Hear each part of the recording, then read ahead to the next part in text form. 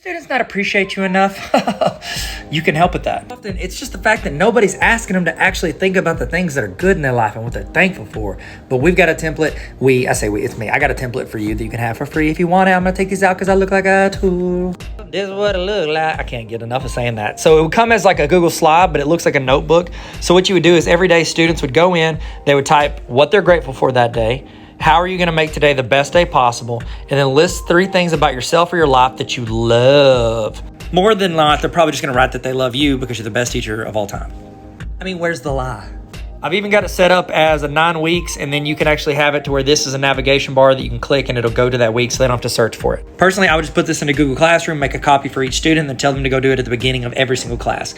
As soon as you start class, just think they will have just thought about things that they love about themselves and the things around them. It's kind of a W. That stands for win right now.